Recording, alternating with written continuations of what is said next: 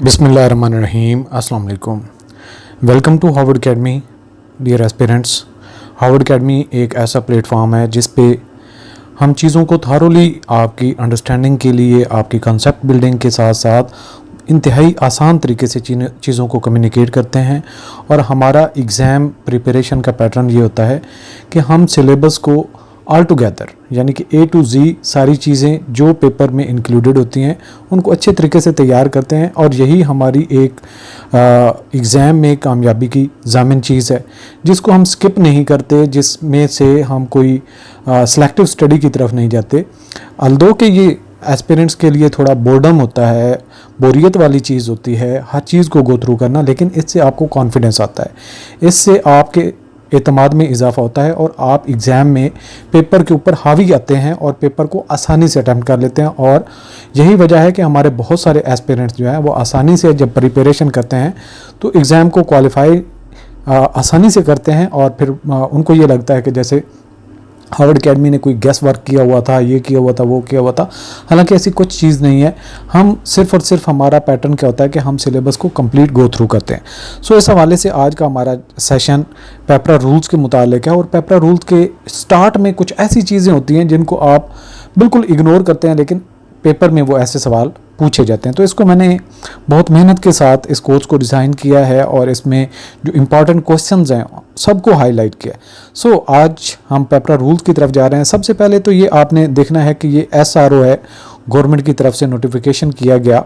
ये 432/2004 का है। In exercise of the powers conferred by section 26 of the PPRA regulatory authority ordinance 2002, यानी कि एक ऑर्डिनेंस अलग से है जो 2002 में इशू हुआ था और उसका सेक्शन नंबर 26 आप देखते हैं तो उसमें अथॉराइज किया गया है, पावर्स कन्फर्ड की गई हैं। और ये जो ऑर्डिनेंस नंबर है 22 ऑफ 2002 है। The federal government is place, यानी किसको एम्पावर किया हुआ है? फेडरल गवर्नमेंट को। Is place to make the following rules, कि इस ऑर्डिनेंस को अप्लाई करने के लिए आप मजीद रूल्स बना सकते हैं। और उसी यानी जो सदर का ऑर्डर है उसको हम ऑर्डिनेंस कहते हैं। और इस ऑर्डर को अप्लाई करने के लिए, वजाहत के लिए, उस ऑर्डर की तकमील के लिए रूल्स बनाए गए। और ये पेपरा के ऑर्डिनेंस के सेक्शन 26 में एम्पावर किया गया। तो ये आपने याद रखना है कि किस पेपरा के ऑर्डिनेंस के किस सेक्शन के मुताबिक फेडरल गवर्नमेंट एम्पावर है कि वो रूल्स बना सकती है। तो यहाँ पे आपको आंसर मिल जाता है, सेक्शन 26 एम्पावर करता है फेडरल गवर्नमेंट को वो रूल्स बनाए ताकि पेपरा ऑर्डिनेंस को प्रॉपर्ली अप्लाई किया जा सके। सो ये इस हवाले से यहाँ पे आपकी ये बात समझ आ जाती है। इसके बाद आ जाते हैं, हमारा रूल नंबर 1 है शॉर्ट टाइटल एंड कमेंसमेंट। तो इसका यहाँ से है, these rules may be called the PPRA यानी कि पब्लिक प्रोक्योरमेंट रूल 2004। तो ये भी अक्सर क्वेश्चन एग्जाम में आ जाता है कि इस शॉर्ट टाइटल जो है पेपरा ये स्टैंड फॉर किस लिए करता है? तो ये स्टैंड फॉर करता है पब्लिक प्रोक्योरमेंट रूल 2004। यहाँ पे सब रूल 2 आ जाता है, they shall come into force at once. ये भी एक आता है कि कब से ये अप्लाई होंगे, 2002 से, 2004 से। तो वहाँ पे आप कंफ्यूज हो जाते हैं। तो ये रूल्स में बड़ा वाज़ेह किया गया है। जब रूल में एप्लीकेशन आई तो जो चूँकि ये 2004 में रूल्स जो बन रहे थे और इसकी फ़ौरन एप्लीकेशन हो गई थी, यानी कि ये अप्लाई होंगे एट वंस। अच्छा, यहाँ पे आगे हमारा आ जाता है जी जनरल प्रोविजंस, क्योंकि आपको एग्ज़ाम में कुछ बल्कि पेपरा के अंदर भी कहीं पे भी डिफरेंस नहीं मिलता। तो यहाँ पे हम जो प्रोविजंस होंगी हम अलग से, मैंने इसका मेंशन भी कर दिया कि रूल नंबर 2 से लेके 7 तक ये जनरल प्रोविजंस हैं। ये ऐसी जो ज़वाबित हैं, ये ऐसे जो शिक्के हैं जो जनरली अप्लाई होती हैं, जो जनरली आपने समझनी है और उनको अप्लाई करना है। सो इस हवाले से सबसे पहले तो हम डेफिनेशन को देखेंगे। यहाँ पे हमारा रूल नंबर 2 होता है। रूल नंबर 1 पे हमने उसके कमेंसमेंट के हवाले से और उसके टाइटल के हवाले से देख लिया। अब रूल नंबर 2 जो है, ये रूल नंबर 2 से लेकर 7 तक ये जनरल प्रोविजन से डील करता है। और रूल नंबर 2 इम्पॉर्टेंट है, इंतहाई इम्पॉर्टेंट है। इसमें डेफिनेशन ऐसी कुछ ऐड की गई हैं जिनका समझना बहुत ज़रूरी है। और इसमें से कुछ ऐसे क्वेश्चन आते हैं जो आपको प्रॉब्लम कर सकते हैं। सो कन्फ्यूजन से दूर रहने के लिए ये हमने डेफिनेशन को इंतहाई आसान तरीके से जो है वो वाज़ेह किया है। और जो इसके साथ में आपको क्विज भी है, जो इसमें से क्वेश्चन बन सकते हैं वो क्विज भी हमने ऐड कर दिए ताकि आप आसानी से चीज़ों को ग्रिप कर लिया करें जो डेली बेसिस पे पढ़ेंगे। सो जी आगे चलते हैं। Rule number 2 definition sub rule 1 है, in these rules unless there is anything repugnant, repugnant का मतलब है जो इसके खिलाफ जाती हो, इन द सब्जेक्ट और कंटेक्स्ट। सबसे पहले यहाँ पे हम इनको ए और बी और सी और इस तरीके से चलेंगे, क्योंकि ये सब रूल 1 के अंडर जो है वो डेफिनेशंस आती हैं। ये सब रूल के सब रूल 1 के नीचे सारी चीज़ें हम डेफिनेशंस को कवर करेंगे, यानी कि रूल नंबर 2 डेफिनेशन से डील करता है, सब रूल 1 के अंदर ये सारी डेफिनेशंस आती हैं, और सब रूल 2 जो आएगा ये उसकी वजाहत मज़ीद कर देगा। तो आगे चलते हैं, बिड क्या है। अच्छा जी, बिड होता है कि बोली देना, सादा अल्फाज में बोलें तो बोली देना। अगर कभी आप मंडी जाएं तो आप देखते हैं एक चीज़ निकाली जाती है, वो वेजिटेबल हो, वो फ्रूट हो या कोई भी चीज़ है, तो एक आड़ती जो होता है वो अपने सामने चीज़ लेके आता है और वो उसका कहता है कि बोली दें, तो उसकी वो बोली दी जाती है। समटाइम ज़्यादा जो नॉर्मली होता है क्या है कि आप ग्रेन फूड में चले जाएं, यानी कि गल्ला मंडी में चले जाएं, या जो फ्रूट सब्ज़ी मंडी है, फ्रूट मंडी है, उसमें चले जाएं, तो वहाँ पे क्या होता है कि आड़ती खुद जो है वो चीज़ निकालता है और उसकी कीमत बोलना शुरू कर देता है, और जहाँ पे जो एग्री होता है वो उसके लिए हाथ खड़ा करता है या उसके लिए हाँ करता है कि हाँ मैं इस प्राइस पे एग्री हूँ। लेट्स सपोज हम ये कहते हैं कि जी एक जो केले हैं उनकी एक जो उसकी गुच्छा टाइप है वो निकालता है और बहुत खूबसूरत अच्छा है, और मार्केट में जब शॉर्टेज होती है तो वो उसकी प्राइस हो सकता है 1000 से शुरू करे, और मार्केट में जब फरावानी होती है या गर्मी में केला ख़राब हो रहा होता है तो वो फ़ौरन से क्या स्टार्ट करता है 200 से 300 से आगे, क्योंकि वो चीज़ ख़राब हो रही होती है, पेरिशेबल होती है, इसलिए उसको जल्दी से जल्दी सेल करके उसको जान छुड़ानी होती है, तो इसलिए वो जो चीज़ आती है उसको निकालना होता है। और जब सर्दी होती है तो वो केला इतनी जल्दी ख़राब नहीं होता, तो उसकी कीमत में डिपेंड करता है कि मार्केट के अंदर सप्लाई ज़्यादा है तो कीमत डाउन हो जाएगी, और सप्लाई अगर कम है तो कीमत ऊपर चली जाएगी। लेकिन डिपेंड करता है कि मार्केट की वैल्यू उसकी क्या है, वहीं से वो स्टार्ट करता है मिनिमम लेवल से। तो जो उसकी बोली और कीमत बढ़ती जाती है तो जो भी उसके पार्टिसिपेंट्स होते हैं वो अपनी हाँ मिलाते जाते हैं, और लास्ट पे जब रुक जाता है, कोई कीमत में नहीं बढ़ता, तो आखिरी वाले बंदे को वो चीज़ दे दी जाती है। तो जो एक ख़रीदने वाला अपनी बिड देता है, या फिर इसी तरीके से गवर्नमेंट इदारों में हमने कोई चीज़ ख़रीदनी है, लेट्स सपोज हमने कोई चेयर ख़रीदनी है, कोई टेबल ख़रीदना है, तो हम कहते हैं कि हमें इस स्पेक्स का ये टेबल चाहिए, हम अखबार में उसका ऐड दे देते हैं, तो फिर क्या है कि कॉन्ट्रैक्टर अपनी अपनी उसके बिड देते हैं, बोली देते हैं। सो ये होती है बिड। बिड मीन्स टेंडर और एन ऑफर, वो ऑफर होती है इन रिस्पांस टू। रिस्पांस का मतलब है एक्चुअली हमने इनविटेशन की थी किसी चीज़ के लिए कि हमें टेबल के लिए प्राइसेस चाहिए मुख्तलिफ वेंडर से, तो उन्होंने फिर ऑफ़र देते हैं in response to an invitation, जो हम अखबार में इनविटेशन डालते हैं या फिर पेपरा की वेबसाइट पे डालते हैं, बाय अ पर्सन। ये कौन बिड देता है? एक शख्स हो सकता है, एक कंसल्टेंट हो सकता है, एक फर्म हो सकती है, कंपनी हो सकती है, या फिर कोई ऑर्गेनाइजेशन हो सकती है। वो क्यों देते हैं ऑफ़र? वो कहते हैं एक्सप्रेसिंग हिज और इट्स विलिंगनेस, वो ख्वाहिशमंद होता है to undertake a specified task at a price, कि वो अपनी प्राइस बताता है और वो कहता है ये टास्क मैं कंप्लीट करता हूँ लेकिन इतनी मेरी प्राइस है। तो जब हम चीज़ मांगते हैं तो वो प्राइस कोड देता है और उसकी स्पेक्स भी हम बताते हैं कि ये इस स्पेसिफिकेशन की ये चीज़ हमें चाहिए, इस क्वालिटी की हमें ये चीज़ चाहिए। तो उसके जवाब में जो भी एक पर्सन होता है, कंसल्टेंट होता है, फर्म होती है, कंपनी होती है, ऑर्गेनाइजेशन होती है, वो उसकी प्राइस कोड करते हैं। सो इस हवाले से task at a price. Bidder कौन होता है? जो बिड देने वाला होता है। जो हमने इनविटेशन के लिए अखबार में कोई ऐड दिया, उसमें जो बिड सबमिट करेगा, जो सप्लायर है, जो वेंडर है, जो ख्वाहिशमंद होता है कि मैं ये चीज़ आपको सेल करता हूँ, तो वो बिडर होता है। यानी कि means a person who submits his bid. ये बिड देने वाला या बोली देने वाला, उसको हम बिडर कहते हैं।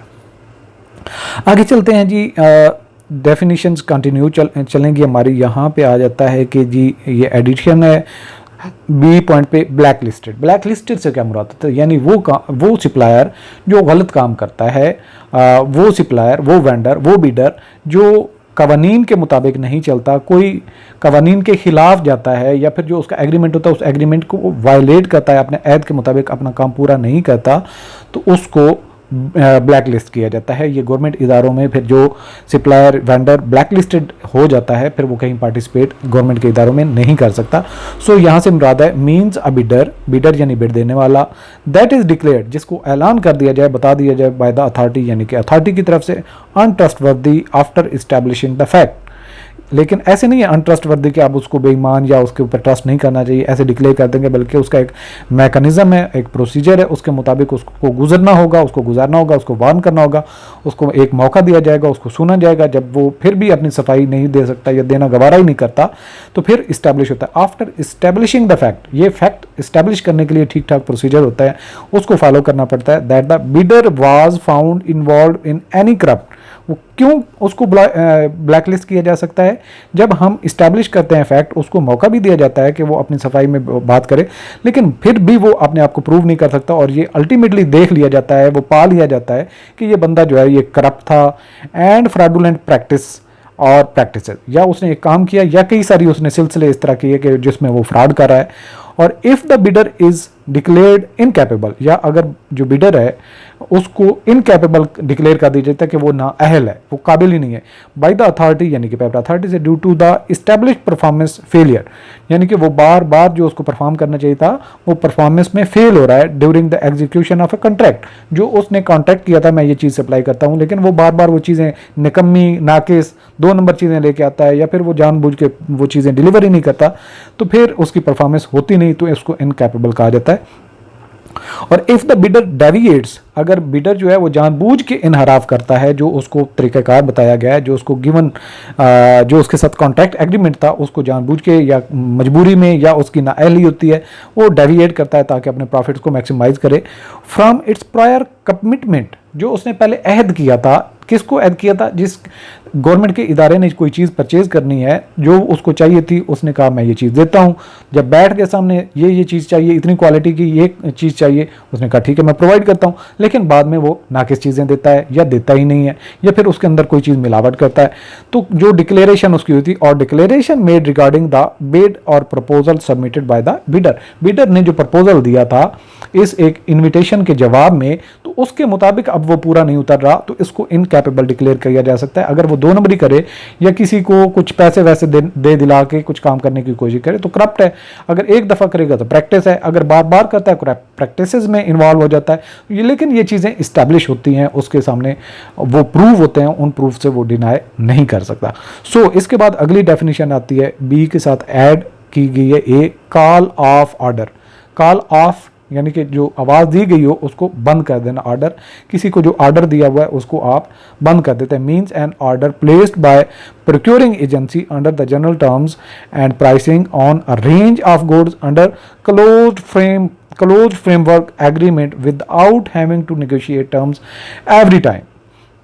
तो कॉल ऑफ ऑर्डर में ये आ जाएगा कि क्लोज्ड फ्रेमवर्क एग्रीमेंट के मुताबिक, यहाँ पे आपने जो एग्रीमेंट दिया है वो क्लोज्ड है, उसमें कोई फर्दर चेंजेस नहीं आ सकती, उसमें कोई ओपन एंडेड नहीं है, बल्कि क्लोज्ड फ्रेमवर्क के मुताबिक एग्रीमेंट जो किया गया, अब उसी के मुताबिक जो चीज़ें हैं, without having to negotiate terms every time, यानी कि हर दफ़ा आपको निगोशिएट करने की ज़रूरत नहीं टर्म्स वगैरह। एक दफ़ा आपने टर्म्स को आइडेंटिफाई कर लिया कि जी ये चीज़ें जब भी हम आपसे मांगेंगे, हमें पेपर चाहिए तो यहाँ पे ये क्वालिटी का A4 पेपर चाहिए, इतने रिम के अंदर इतने पेपर होंगे, तो ये कॉल ऑफ ऑफर है। यानी कि एक दफ़ा ऑफर आपने उसको दी तो उसके मुताबिक दोबारा बार बार आपको ऑफर देने की ज़रूरत नहीं, एक दफ़ा कह दिया बस कह दिया, और वो जो टर्म्स हैं वो टर्म्स फाइनल है। सो इसको हम कहेंगे call of offer means an order placed by procuring agency under the general terms and pricing on a range of goods under closed framework agreement। ये closed framework agreement जिसमें मैंने आपको बताया कि फर्दर negotiation नहीं होती, प्राइस के ऊपर कोई भी बात नहीं होती, बल्कि जो टर्म्स एक दफ़ा स्पेसिफाई कर ली जाती हैं उन्हीं के मुताबिक चीज़ों को लेके चलना होता है। अगली डेफिनेशन आती है क्लोज फर्म, आ गया दोबारा क्लोज फ्रेमवर्क एग्रीमेंट क्या होता है, यहाँ पे हमने उसको हाईलाइट किया हुआ था क्लोज फ्रेमवर्क एग्रीमेंट को, तो यहाँ पे उसकी वजाहत भी आ गई। क्लोज फ्रेमवर्क एग्रीमेंट होता क्या है? Means an agreement with specified terms and conditions with N agreed price, यानी कि उसके एग्रीमेंट होता है with specified terms and conditions with N agreed price, price भी एग्री हो चुकी होती है कि इस प्राइस पे आपने ये चीज़ें करनी है। क्लोज फ्रेमवर्क एग्रीमेंट उसको कहते हैं जिसमें हर आप प्राइस को भी एग्री कर लेते हैं, टर्म्स एंड कंडीशन को भी एग्री कर लेते हैं, और वो चीज़ लॉक कर लेते हैं। एक फाइनेंशियल ईयर के दरमियान में जब भी कोई चीज़ आपको मांगनी पड़ती है तो उन टर्म्स एंड कंडीशन पे जो ऑलरेडी स्पेसिफाई हो चुकी हैं क्लोज फ्रेमवर्क एग्रीमेंट के मुताबिक वो चीज़ें आपको प्रोवाइड करेगा। सो आज के सेशन में हमने बहुत ज़्यादा चीज़ों को डिटेल में नहीं लेके जाना, छोटा सेशन मैंने रखा है लेकिन इंपॉर्टेंट चीज़ें हैं। यहाँ से क्वेश्चन जो बन सकते हैं उनकी बेसिस पे हम क्विज सॉल्व करने की कोशिश करते हैं। आपने आंसर करना है, जो भी एक क्विज आती है, क्वेश्चंस आते हैं, आपने जब तक क्वेश्चन सारे रीड नहीं हो जाते आपने पेज को उल्टना नहीं है और आपने वीडियो को स्टॉप कर लेना है। जब आप अपने ऑप्शन को लॉक कर लेते हैं, आपका ऑप्शन ए होता है, बी होता है, सी होता है, डी होता है, जो भी, फिर उसके बाद आगे वीडियो को क्लिक करेंगे तो ये प्ले होगी और आपको सही ऑप्शन नज़र आ जाएगा। तो आपको अपना पता चलेगा कि आपने जो चीज़ लेक्चर में सुनी समझी आपको कितना उस पर ग्रिप हुई है। चलें जी, बिस्मिल्लाह करते हैं। What is the short title of the rules made under the public procurement regulatory authority ordinance 2002। यहाँ पे हमारे पास ऑप्शन हैं। ऑप्शन ए है public procurement rules 2002, B public procurement rules 2004, public procurement rules 2006, public procurement rules 2008। Right option आपने चूज़ करना है और राइट ऑप्शन जो है वो है public procurement rule 2004। Question number 2. When do the Public Procurement Rule 2004 come into force? After 1 year, after 6 months, at once, after 2 years? Right option is at once. Question number 3. What does the term bid means in these rules? Bid से क्या मुराद है? Invitation by a bidder, response to an invitation to bid, willingness to undertake a task. Option D, an agreement with specified terms. Right option is B, response to an invitation to bid. Question number 4. Who is a bidder according to these rules? The person issuing an invitation. Option B, the organization undertaking a task. Option C, the person submitting a bid. Option D, the person setting the price. Right option is the person submitting a bid. Question number 5. What does blacklisted mean under these rules? Blacklisted से मुराद क्या है? Option है हमारे पास A, a bidder who fails to execute a contract. Option B, a bidder who is involved in fraudulent practices. Option C, a bidder who sets a higher price than others. Option D, a bidder with established performance success. Right option is B, a bidder who is involved in fraudulent practices. Question number 6. When does a call of order occurs according to these rules? Option A, when a bidder withdraws their bid. Option B, when a bidder fails to perform as promised. Option C, when a procuring agency negotiates terms with a bidder. Option D, when a procuring agency orders goods under a framework agreement.